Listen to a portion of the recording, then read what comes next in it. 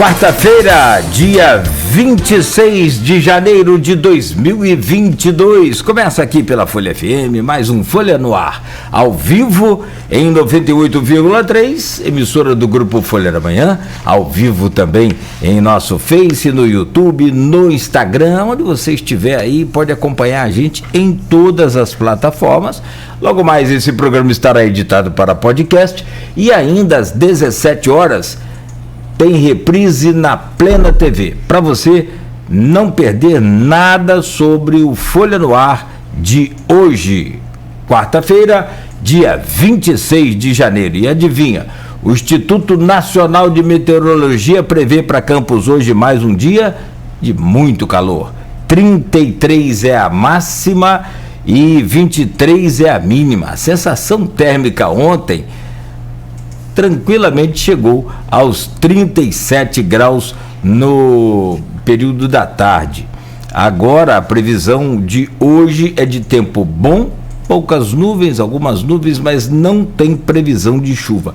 Calor mesmo deve fazer na próxima sexta, já anunciando aí quase 40 graus aqui para a região. Em sensação térmica isso deve até passar.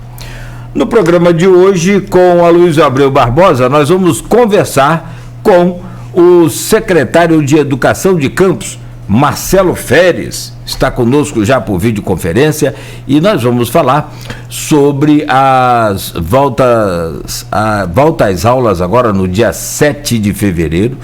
Vamos falar sobre o comprovante de vacinação, a estrutura física de toda a rede, como é que está, enfim. Vamos abordar aqui, né, esses 2 anos aí de pandemia em que os alunos estiveram afastados das salas de aulas e uma readaptação aí para essa tecnologia que já não é nova, mas foi acelerada e muito a implantação dela. E se o ensino algum dia agora vai ser normal novamente, entre outros assuntos, vamos conversar com o Marcelo Feres. Já, Marcelo, traremos aí o seu bom dia. Deixa só a gente trazer aqui as manchetes do jornal Folha da Manhã, que aliás hoje é quarta-feira, impresso nas bancas aí de toda a nossa cidade e também na casa dos assinantes, em todas as casas de todos os assinantes. Se você não é assinante e quiser receber o jornal, basta você entrar em contato direto aí no portal folha1.com.br. No oferecimento de Proteus, serviços de saúde e medicina ocupacional com a qualidade certificada ISO 9001-2015, Unimed Campos, cuidar de você. Esse é o plano. Laboratórios Plínio Bacelar e o apoio de Unicred Norte Lagos. Quem conhece, valoriza. Capa de hoje do jornal Folha da Manhã: Vladimir reafirma que apoiará Castro a despeito de Garotinho. O ex-governador defende o nome de Siciliano ao Guanabara. Prefeito diz concordar com o pai só sobre, entre aspas, laranja podre. Presidente da Alerj mira o Senado. Rodrigo Bacelar não comenta. Está aqui na capa de hoje o assunto que é destaque do jornal Folha da Manhã. Passaporte da vacina dos alunos em análise. E aí a pergunta: autoridades vão recuar? Vans fora das linhas exclusivas dos ônibus. Protesto após decisão judicial. Pelinca vira alvo fácil para a ação de bandidos. Crimes recorrentes e é na Pelinca também. Agenda em Campos, Semana da Visibilidade Trans chega à 3ª edição. Patrimônio Cultural, verba para a reforma do arquivo já está na conta da UENF. Início do ano tem despesas que pesam para as famílias, além da inflação que está alta demais. Ainda no jornal, malas prontas, aqui em destaque uma foto na capa do jornal. Lutadores do Caneca Jiu-Jitsu conseguiram arrecadar o valor para a competição. Que legal, rapaz, no Espírito Santo. A Folha mostrou que eles pediam dinheiro na BR. Fato viralizou e o prefeito respondeu também nas redes. E ainda, pacote que leva à morte das pessoas, entre aspas. Carla volta a atacar vacinação infantil, está no ponto final, na página 4. E ontem nós fizemos aqui neste programa um painel com a Angélica Mendes, professora, com a socióloga e professora também de Direito Sana Gimenez, e ainda com a médica pediatra Vera Marques, que combateram veementemente essa questão, né, de essa fake news aí promovida pela Carla sobre a vacina infantil. Bom, deixa eu trazer o bom dia aqui do nosso convidado e vamos falar sobre vacinação infantil também nessa rede pública de educação de Campos, sobre tudo isso. Marcelo Férez, é um prazer recebê-lo aqui no Folha no Ar, mas eu confesso que eu perdi a conta, eu não sei se essa é a quarta. Se for a quarta, já passou a vez de pedir música.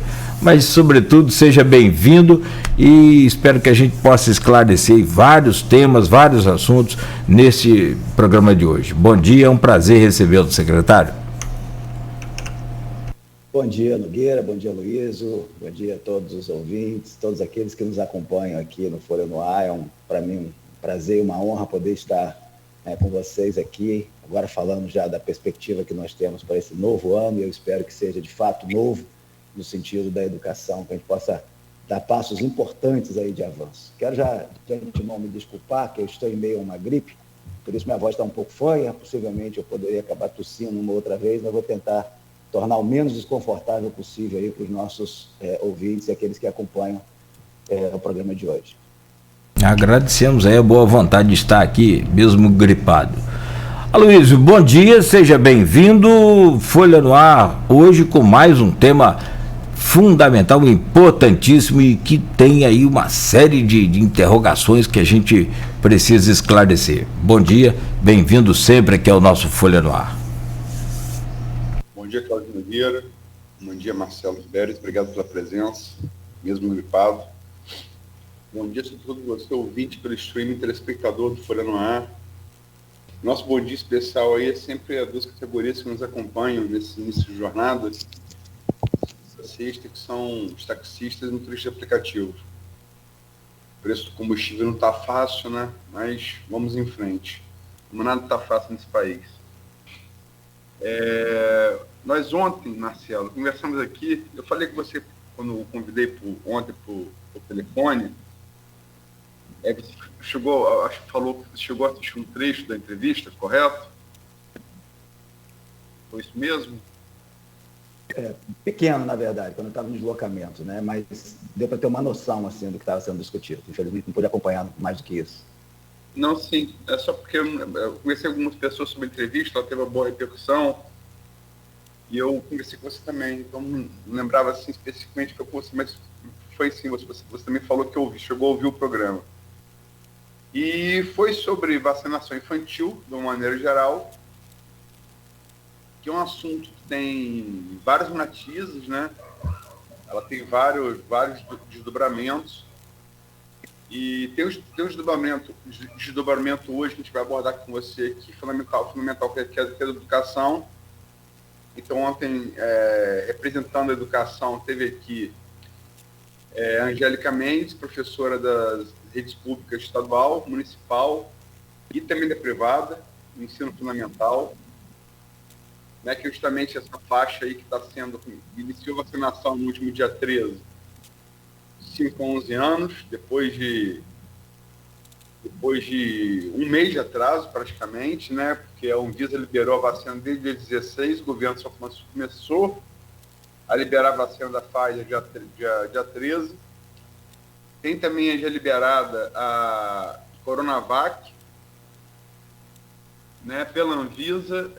São Paulo não esperou, o Ministério da Saúde já está aplicando, né, alguns outros estados estão esperando o Ministério da Saúde, mas a São Paulo, a Coronavac é fabricada em parceria do Butantan, que é de São Paulo, com a Sinovac chinesa, né, então eles têm mais facilidade. E o governador João Dória já deixou claro que não vai esperar o Ministério da Saúde para seguimento à política de vacinação. Conversamos também aqui com a Sana Gimenez, jurista e socióloga, mas como jurista tem várias implicações legais.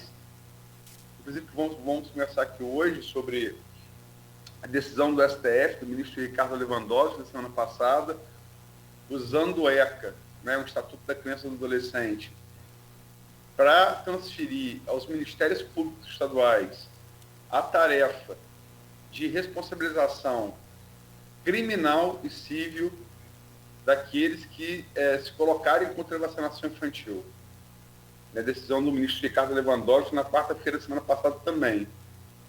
E discutimos também com a médica pediatra Vera Marques, né? Tem conhecimento amplo sobre campanhas de vacinação, conhecimento amplo sobre saúde de crianças, né? E no programa teve uma boa audiência e muita participação. No streaming, os comentaristas tiveram várias dúvidas, a maioria delas sobre a volta às aulas marcada para o dia 7, foi anunciada aí para o dia 7 na segunda-feira, mas Vladimir aqui nesse programa, ainda em dezembro, foi numa sexta-feira, só vendo aqui agora a data, ele falou que confirmou a volta de 17, né? Deixa eu ver aqui, dia 17, não, dia 18, 17. Ele falou que a volta às aulas seria em fevereiro, que teria a cobrança do cartão de vacinação da Covid. Charbel Cury disse isso no dia anterior, também nesse Folha no Ar, e em janeiro, Paulo Irano, secretário de Saúde, disse a mesmíssima coisa. Né? E de ontem para hoje, parece haver aí uma certa tergiversação do governo municipal. Mas vamos começar, porque afinal são 234 unidades, né, do ensino fundamental, quer dizer, entre escola e creche, né, da Secretaria de Educação, e dessas 234 unidades, 153 são escolas. Como é que está, Marcelo, a reforma física e a preparação de pessoal para a abertura dessas unidades? Bom dia. Bom dia, Luiz. Bom, vamos começar aí, mais ou menos, você fez uma relação, né, com base no que foi discutido ontem e apresentou aí diversos aspectos que tem uma relação direta, né, entre o que nós temos hoje, né, quando a gente pensa no retorno às aulas após esse período de férias, e a questão de saúde. Na verdade, a gente enfrentou isso durante todo o ano de 2021, né, ou seja, todo o planejamento educacional, ele fica sujeito às questões muito objetivas da pandemia, né? Nenhum de nós sabia como lidar com isso, estamos aprendendo. Isso nos leva, naturalmente, a ter uma dificuldade maior com o planejamento escolar, principalmente porque nós estamos falando de um planejamento em meio à pandemia. O que eu comentava contigo da necessidade da Secretaria de Educação hoje ter que trabalhar sempre com mais de um plano, né? Um plano A e um plano B. Ao mesmo tempo, é importante destacar, né, que os nossos colegas da área de saúde, né, que vêm chamando a atenção da importância da vacinação permanentemente, da mesma forma o nosso prefeito, porque é preciso incentivar muito fortemente que o processo de vacinação das crianças aconteça e no menor espaço de tempo possível, a bem da segurança dos nossos pequenos. Entretanto, a gente sabe que a vacinação não é uma questão só do município, né? Nós dependemos de uma distribuição, de uma política pública, a distribuição que parte do governo federal, chega no estado, chega no município. Então, é preciso que as famílias, até porque a gente vive um período não só de pandemia, mas também de fake news, né? Então, informações e contra-informações muitas das vezes são utilizadas e acabam, de alguma forma, né, tumultuando um pouco essa segurança de algo que historicamente nunca foi discutido, que é o caso, por exemplo, da vacinação das crianças. Pelo contrário, né, o Brasil sempre se destacou em relação à campanha de vacinação. Então, nesse sentido, sob o ponto de vista dos posicionamentos do prefeito e dos colegas da área de saúde, né, secretário, doutor Charbel, doutor Irano, Eu estou muito seguro em dizer que o governo está numa posição de incentivo irrestrito e absoluto de que a vacinação aconteça. É preciso que ela aconteça. Talvez pautar isso como uma penalização para as crianças seria equivocado se a gente tiver essa adesão. Então, todo esse movimento de comunicação que vai na direção de afirmar que, se não tivermos uma adesão em massa, de fato, haverá a necessidade de fazer um tipo de acompanhamento ou uma exigência.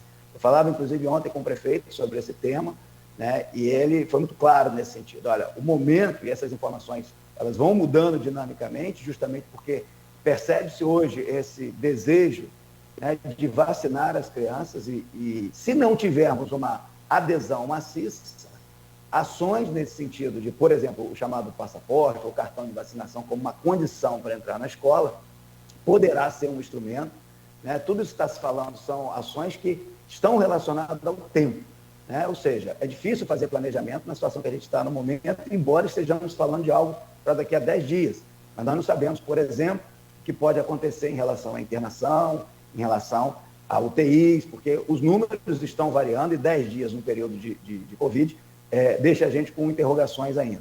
Mas, nesse sentido, eu posso afirmar que, pela ótica da educação, e hoje, com discussões que vão mudando, sim, na medida que a gente está conversando enquanto governo, né, entendo uma vacinação em massa, com apoio, né, dos meios de comunicação, a educação, a saúde, o governo, toda a sociedade mobilizada para que a vacinação aconteça no menor espaço de tempo possível, eu posso lhe afirmar que essa questão do cartão de vacina ser demonstrado, o passaporte, ela se tornará algo secundário e muito possivelmente desprezado, tendo em vista uma adesão em massa. Acho que essa é a posição do governo para o momento. Com relação à segunda parte da sua abordagem, a menos que você queira comentar algo, eu já sigo com a segunda parte. Quando a gente fala de retomada, e essa é uma outra dúvida, né, que certamente os educadores têm no dia de hoje, e a sociedade como um todo, porque de um jeito ou de outro você sempre tem na família uma criança, um adolescente, né, que está na escola, seja ela pública ou particular. Nós já perdemos muito, perdemos mesmo em termos de aprendizagem com esse período da pandemia. Foram 2 anos. O mundo perdeu em educação, o Brasil perdeu muito e Campos perdeu ainda mais, por razões próprias de cada realidade. Então, não é possível a gente admitir que vamos iniciar mais um ano ignorando a necessidade das crianças estarem na escola. Então, a nossa posição enquanto Secretaria de Educação, né, mais uma vez, essa é uma posição de governo para a ótica da educação e em parceria, sempre em parceria com a saúde, a gente tem feito isso desde o início do ano passado, é que tenhamos, sim, um início de ano letivo e um início de ano letivo presencial. Esse é o planejamento. É dessa forma que a gente está trabalhando na Secretaria de Educação, é essa forma que a gente comunica e dialoga com os gestores, uma vez que os nossos profissionais de educação, particularmente os professores, estão em período de férias, né, mas retornarão na semana que vem. Então, todo o plano vai nessa direção. Mas isso não pode ser colocado de forma absoluta. Por quê? Porque nós estamos sujeitos a situações que podem ter mudança de cenário. Então, esse monitoramento é parte da saúde. A gente pode ter situações de pico, a gente pode ter situações de internação. Então, salvo motivos de força maior em relação à questão da pandemia, o planejamento da Secretaria de Educação, Ciência e Tecnologia é de aulas presenciais. Se alguma coisa acontecer e não for possível, a Secretaria tem um plano B. Esse plano B seria a utilização do ensino híbrido. Mas nós estamos trabalhando no nosso planejamento principal, em que pese, né, a necessidade de monitoramento até o primeiro dia de aula. E se a gente iniciar as aulas e houver mudanças que exijam esse tipo de atitude em recuar por razões de segurança na saúde das crianças e dos profissionais, também não haverá nenhum problema. Por isso, nós sempre estaremos, por enquanto, com o plano A e B. E para fechar essa parte, a gente vai voltar a falar dela mais adiante, a questão de pessoal e estrutura das escolas. Com relação à questão de pessoal, a gente tem, sim, uma situação crítica em relação a como a gente vai adequando, né, a necessidade cada vez mais intensa de profissionais de educação, porque há aqueles que estão se aposentando, então a gente tem perdas quantitativamente profissionais, e temos também aqueles que legitimamente se afastam, gravidez, processo de saúde e tudo mais. Então, nós fizemos um processo seletivo para a contratação temporária de profissionais.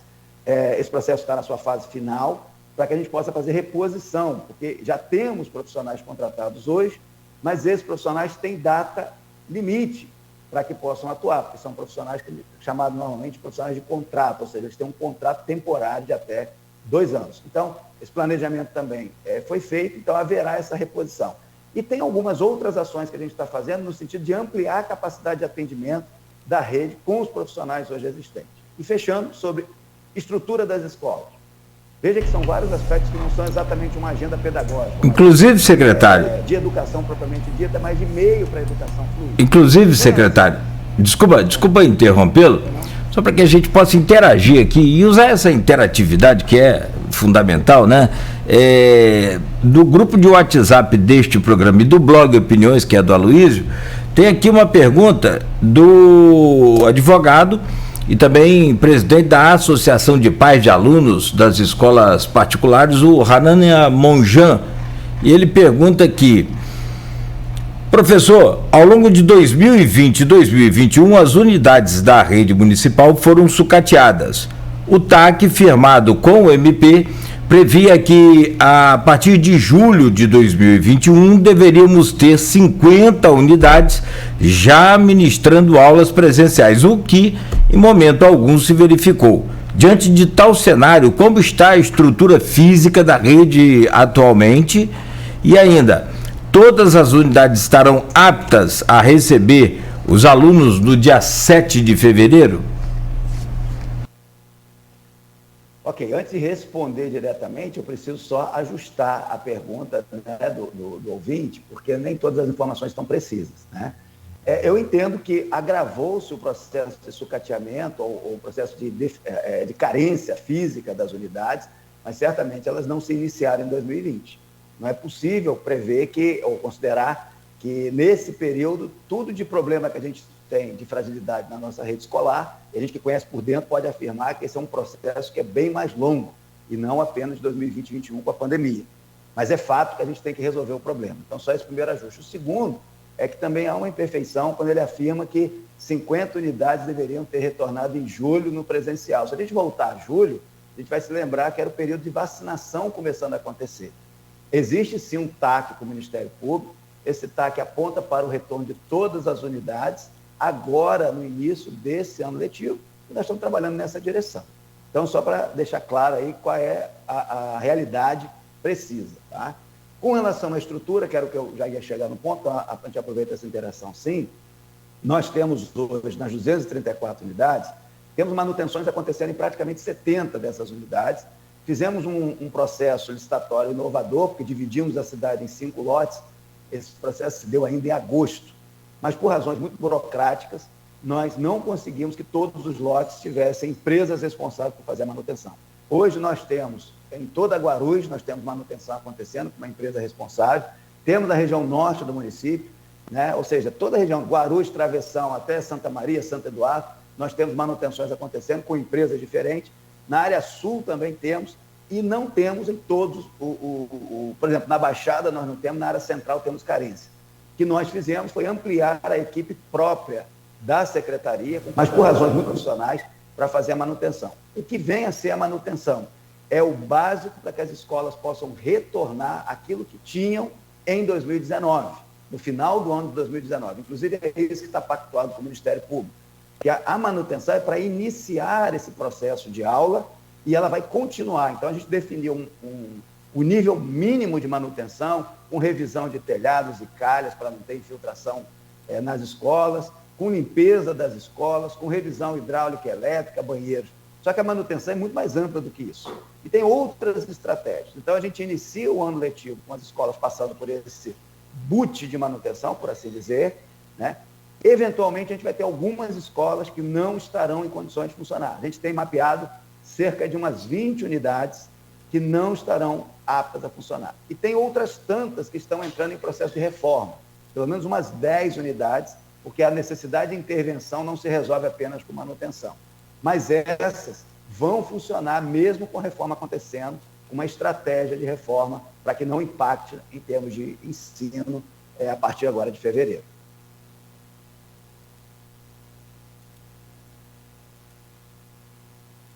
Perfeito. Agora... Meu microfone, desculpa. Perdão. Tá. Segue aí, então. Sim. Eu devia começar a falar, se você estava ouvindo. Peço desculpas, eu estava com o microfone silenciado. A gente conversou ontem por telefone um pouco, e você já tinha falado dessas 20 unidades que precisam, então, estado crítico, precisam de restauração. Falou agora em mais 10, que são 153, botar menos 30, vai dar 120. Independente do ensino ser híbrido ou presencial, essas 120 unidades vão estar preparadas para qualquer que seja a modalidade do ensino ministrar a partir do dia 7? Sim, nós estamos trabalhando, quando você menciona aí essa redução de 30, ela é da rede, ou seja, das 234, não apenas de escolas. A rigor, a gente tem alguns imóveis que são alugados. E esses imóveis, muitas das vezes, são os que estão em situação mais precária e a gente não tem uma capacidade de fazer reforma pelo fato de ser alugado. A gente tem limitações nesse sentido. Então, estamos buscando alternativas, seja em imóveis do próprio poder público, seja em outros aluguéis. Porque aí a gente tem aluguéis em outros imóveis, nas imediações de onde as unidades estão presentes. Então, essas ações, estratégias, elas estão em curso e continuarão. É importante deixar claro o seguinte, e eu falo até mais diretamente para os nossos educadores, né, da rede municipal. É fato que a expectativa para alguns pode estar pensando assim, isso deverá aparecer nos comentários, mas a minha escola está com muito problema. A minha escola ainda está com mato alto, coisas dessa natureza. O meu papel é resolver o problema a partir do olhar de rede, ou seja, nós temos que entender que temos que chegar nas 234. Então, na data de hoje, dia 26, estão acontecendo manutenções, mas é possível que o professor, quando ele chegar, né, na semana que vem, quando ele chegar na escola, ele vai dizer, mas as condições não estão boas, hipoteticamente, mas as manutenções estarão em curso. E vamos considerar o seguinte, diante de estarmos falando aqui do início do ano letivo, se no dia 7 as condições não estiverem boas, mas tiver a manutenção acontecendo, e ela vai ficar pronta, sei lá, dia 11, ou vai ficar pronta na semana seguinte, isso também não é um empecilho, porque nós não estamos falando de que o que começar não vai poder ser modificado. Ao contrário, as estratégias são garantir a manutenção mínima necessária para ter a segurança e condições de trabalho para o professor e para os estudantes. Estou falando de presencial, inclusive. Se for no híbrido, não vai mudar essa questão. Muda o número de alunos e as estratégias de biossegurança, né?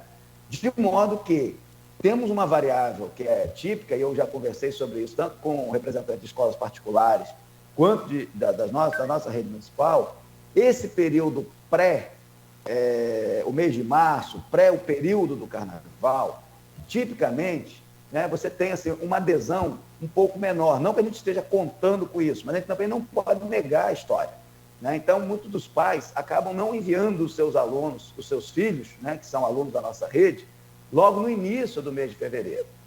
Tem uma outra variável, a questão da vacinação, em que pese a gente vai estar fazendo campanha e tudo mais, é possível que uma parcela dos pais escolha vacinar os seus filhos previamente a mandá-los para a escola.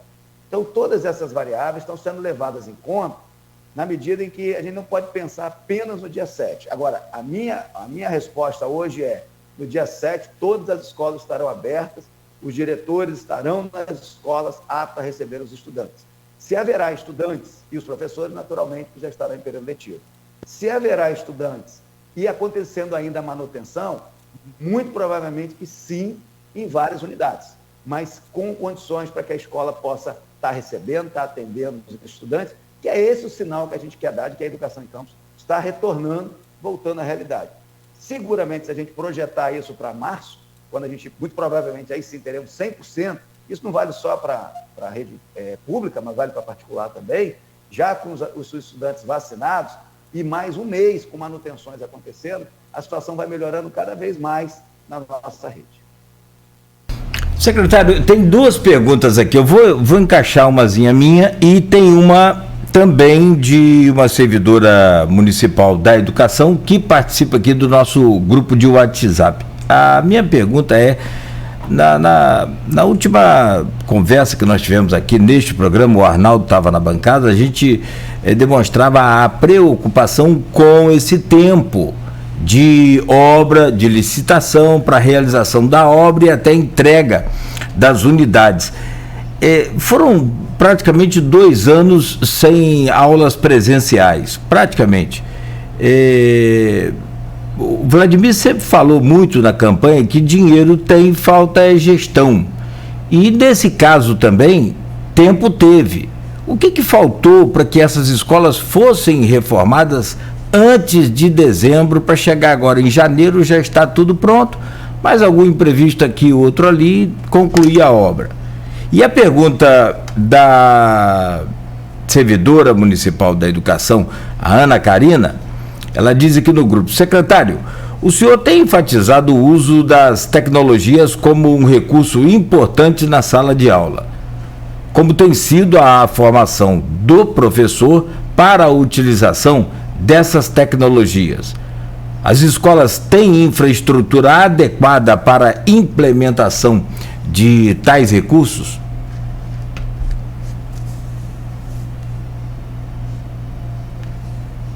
Vamos lá. Está aberto aí? Abre o seu microfone, Marcelo, por favor.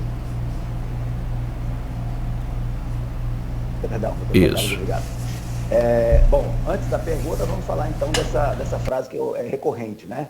Recurso tem, ou dinheiro tem, falta gestão. Bom, gestão, falta gestão. Em que sentido que falta gestão? Quando você tem uma estrutura pública, você dizer falta gestão é quase como dizer o seguinte: só depende de um setor, né? E, na verdade, o que falta estruturalmente, e isso já foi dito pelo nosso prefeito também, falta é sistematizar muita coisa. Quando eu digo sistematizar, é colocar em sistemas.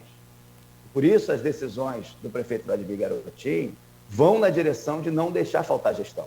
Porque gestão não é uma questão meramente de interação pessoal. Você tem que ter memória, você tem que ter dados sistêmicos, você tem que ter indicadores, você tem que ter planejamento. Então, quando a gente pensa no poder público, e no poder público municipal isso é ainda mais grave, essa falta de gestão que se coloca, ela passa em grande medida, e eu tenho dito e repetido isso, nós ainda estamos no modo de gestão da década de 90 aqui em Campos. Tá? Então, essa expressão falta gestão, a gente pode concordar que faltam meios para que a gestão seja mais eficiente. Isso é um fato. Faltam meios para que essa gestão possa ser. Então, a gestão não está relacionada a indivíduo. A gestão está relacionada a uma visão sistêmica, a interdependência setorial, a capacitação dos profissionais e ao planejamento. Então, quando a gente trata isso no âmbito da educação, o que nós estamos fazendo? Nós também temos as limitações sistêmicas que a prefeitura tem, e é importante deixar claro, não é a prefeitura de Campos, né? A maior parte das prefeituras, se a gente considerar prefeituras de capitais, elas já estão em outras fases. No interior você tem também uma parcela, mas Campos está muito atrasado em termos de gestão sistêmica e não gestão pela ótica das pessoas, porque é um equívoco, a meu ver, quando a gente tenta associar que essa gestão falta um secretário ou prefeito fazer tudo acontecer, basicamente falando o que tem que acontecer. Você tem que ter toda uma infraestrutura que não é de predial, mas é uma infraestrutura de sistêmica, uma infraestrutura de dados, capacitação e por aí vai. As ações nessa direção, quando a gente diz que o processo licitatório foi feito em agosto, isso é público e notório, isso está colocado no Diário Oficial, foi divulgado e tal, a estratégia criada não começou em agosto, começou no primeiro semestre. Assim como, para trazer um outro exemplo bem concreto, nós começamos em fevereiro a planejar a parte de kit alimentação e os primeiros kits foram entregues em julho. Isso é assim que funciona hoje, quando a gente está sujeito a seguir todo o trâmite que é próprio da legislação. E é aqui eu estou falando seguindo a Lei 8666. E é uma ação intersetorial, ou seja, envolve os diversos setores da prefeitura, e é uma ação que envolve, inclusive, as empresas que participam do processo licitatório. No caso concreto, por que a gente não tem hoje ainda no dia de hoje, a gente não tem empresas atuando em alguns lotes do município, embora a licitação tenha acontecido em agosto. Não é que a gente não tenha chamado a primeira empresa, ou a segunda empresa, eventualmente a terceira empresa. Só que tem as regras próprias do edital. Eu costumo dizer que cada edital de licitação que a gente faz é mais ou menos como um concurso público. E o segundo lugar está torcendo para o primeiro lugar não ter toda a documentação para poder abrir mão e o segundo lugar conseguir entrar. E o terceiro lugar está torcendo para o primeiro e o segundo não entrar. Então, isso é por assim dizer, é uma boa briga, sob o ponto de vista de cumprimento rigoroso da legislação. Então, o fato de nós não termos hoje, né, a totalidade das manutenções e também reformas acontecendo, tem a ver, por um lado, pelo tempo que é necessário, esse tempo é necessário, você tem prazos de recurso contra recurso, isso está na legislação, você não consegue fazer uma licitação que você rapidamente consiga ter a solução, não é assim, e mesmo depois que você tem uma empresa vencedora, você tem que aguardar o tempo próprio da empresa, então tem várias regras. Mas, na essência, nós já chamamos empresas, primeira colocada, que não tinham integralmente a documentação, não puderam assumir, e se nós antecipássemos e disséssemos sim, o segundo colocado iria potencialmente judicializar esse resultado, e aí é que o processo poderia ficar travado na justiça. Isso não aconteceu. Todo o nosso processo vem seguindo o rito próprio. É chato, é lento, é frustrante, posso falar para vocês como secretário, porque você faz um planejamento e, às vezes, algumas coisas avançam, conseguem ir mais rápidas do que outras, mas não foi falha de planejamento. Então, gestão tem a ver com planejamento e gestão tem a ver com estrutura. Na parte 2 da pergunta o que tem sido feito na parte tecnológica? Olha, muita coisa, e as escolas estão com carências, sim, mas nós não podemos parar o planejamento de tecnologia. Essa secretaria hoje é de Educação, Ciência e Tecnologia. Então, por exemplo, nós já tivemos computadores nas escolas e que foram roubados. E aí nós temos que tomar uma decisão. Nós vamos voltar a ter computador na escola ou vamos abrir mão de ter computador na escola que podem ser roubados? A nossa opção, comprar computadores que são passíveis de serem rastreados. Entregar computadores, comprarmos computadores para os professores, que esse é um compromisso que a gente fala desde o ano passado e que será honrado, né? Vai ser entregue nesse primeiro semestre esses computadores, que a gente chama de Chromebooks, que são computadores rastreáveis. E todos os nossos professores e pedagogos já sabem disso, porque esse foi um compromisso assumido no ano passado, vão receber individualmente o seu Chromebook para trabalhar a tecnologia. As escolas vão ter também os seus computadores, que são computadores rastreáveis, e, além disso, esse processo de manutenção, ele vai possibilitar, por exemplo, que se possa ter uma reestruturação do dimensionamento de carga elétrica. Ou seja, tem várias escolas, talvez a maioria, que quando você liga os computadores, cai a energia. Isso é falha de planejamento da estrutura elétrica. Isso é facilmente resolvido quando você tem um contrato de manutenção, por exemplo. Então, assim, eu estou seguro de que se a gente pensar com a cabeça de 7 de fevereiro, o desafio é muito maior do que se a gente pensar com a cabeça de o que vai acontecer um mês depois, o que vai acontecer 2 meses depois, que todo esse planejamento, que eu respondo finalmente, de gestão, está em curso. Agora, não é instantâneo, até porque nós não pegamos um avião em pleno voo, em voo de cruzeiro. Eu diria que a gente pegou um avião ainda se preparando, colocando combustível para depois ganhar velocidade e no início, no momento que ele sai do chão, você tem uma etapa aí de turbulência.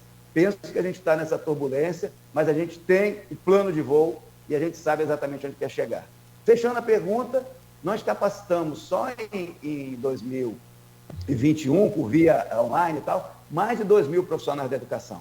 Então, nós temos um bom time, né, de professores que trabalham com essa parte de mídias digitais. E esse ano isso vai ser muito maior, porque nós temos uma escola de formação de educadores municipais que está se consolidando para que a gente possa ter mais capacitações acontecendo, tanto de forma online quanto presencial, porque isso é parte desse projeto, né, de aprendizagem eficiente para o nosso município.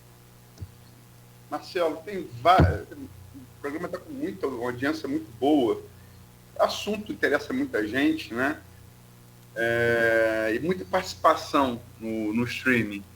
Eu peço desculpa, eu e o Nogueira pedimos desculpas, não vai ser possível fazer todas as perguntas colocadas ali, mas tem algumas aqui que eu vou pegar 2 que são correlatas para fechar esse bloco.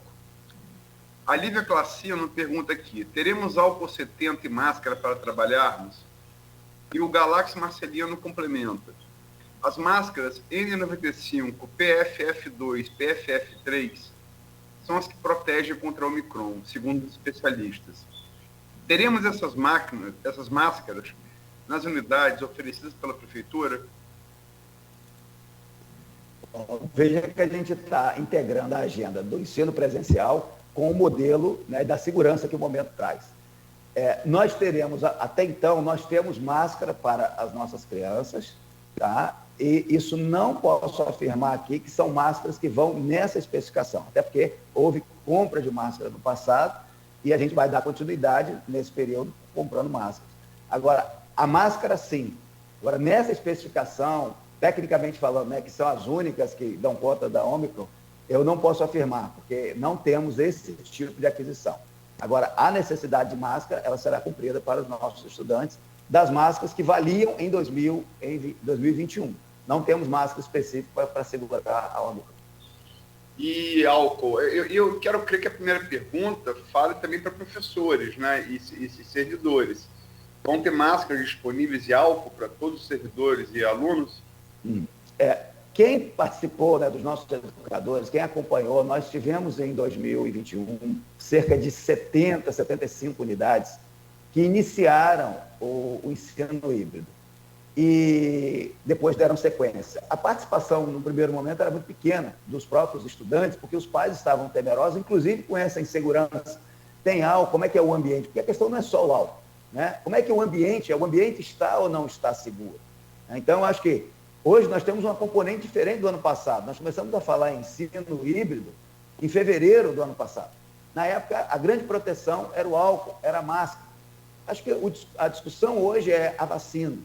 Então, nós temos que ter a vacina, nós temos que ter a vacina, nós temos que ter a vacina e nós temos que ter, sim, as boas práticas. Dentro do possível, de distanciamento, que é meio incongruente quando a gente fala que vai ter o ensino presencial, né? Então, vai ter álcool? Seguramente que vai ter álcool. Máscara? Seguramente que vai ter máscara. Mas nada disso resolve se a gente não tiver as crianças vacinadas. Os profissionais já estão vacinados. A gente tem que começar a trabalhar, a meu ver, a prioridade de 2022 é muito diferente da prioridade de 2021. Em 2021 nós iniciamos sem vacina, tivemos perda de muitos dos nossos profissionais, que a gente sente muito, né, porque não havia vacina. Não é falta de álcool que vai deixar que a gente não inicie o ano letivo. Temos álcool, temos parceria com a Secretaria de Saúde, não será esse problema. Agora, sem vacina, a gente tem riscos, porque aí é risco de vida para as nossas crianças. Marcelo, o assunto é muito sério, mas só para fazer aí uma brincadeira, se falta álcool, é só falar com o vice-prefeito que ele resolve, né? E resolve mesmo, Vamos dizer assim, em último caso, é uma possibilidade. Mas a gente não precisa, de maneira geral, a gente não precisa. Aquela história, tem dinheiro e tem gestão. Olha, eu vou pedir licença ao senhor, secretário, aos ouvintes, aos internautas, pessoal que nos acompanha aqui pelo stream. E como a Luiz observou muito bem, não dá para fazer todas as perguntas não, mas vamos aproveitar o máximo que a gente conseguir. Tem assunto sobre creche ainda que a gente vai falar, tem, né, mais dois blocos ainda de entrevista. Você continue aí ligado conosco, vamos continuar conversando aqui com o secretário de Educação de Campos, Marcelo Feres. Voltamos em instantes no oferecimento de Proteus, serviços de saúde e medicina ocupacional, com a qualidade certificada ISO 9001-2015, Unimed Campos, cuidar de você. Esse é o plano. E Laboratórios Plínio Bacelar, com o apoio de Unicred Norte Lagos. Quem conhece, valoriza.